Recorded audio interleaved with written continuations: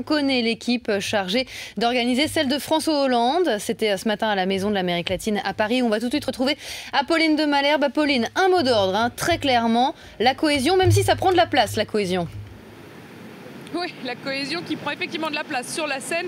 Vous le voyez sur les images, il y a toute l'équipe de François Hollande qui a été dévoilée ce matin et toute l'équipe sur une petite scène. Eh bien, ils étaient serrés, ils étaient effectivement côte à côte. C'est Pierre Moscovici lui-même qui est le grand ordonnateur, le chef d'orchestre de cette campagne. Il est directeur de campagne désormais officiellement. Cette équipe, vous voyez ce papier que j'ai dans la main, c'est l'organigramme. L'équipe, elle est extrêmement précise désormais avec un poste pour chacun parce que personne n'a été oublié. Ils sont tous là, non seulement évidemment les fidèles de François Hollande, comme par exemple Stéphane Le Foll qui sera chargé de l'organisation, comme Michel Sapin qui sera chargé du projet présidentiel, mais il y a également tous ceux qui étaient plutôt dans les autres cercles du Parti socialiste.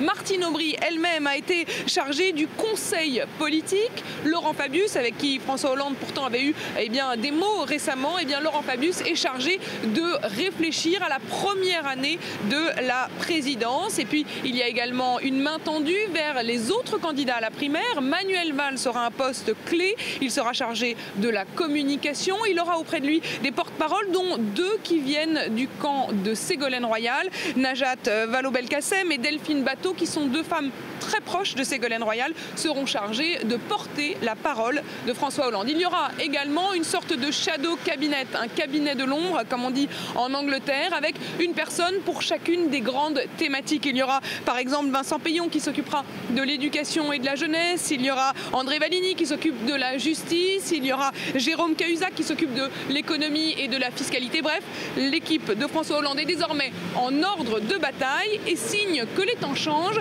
François Hollande a refusé de venir ici en personne. Désormais, nous dit-on, il ne veut plus s'occuper de l'organisation, il veut prendre de la hauteur, se construire cette fameuse stature que la droite dit qu'il n'a pas.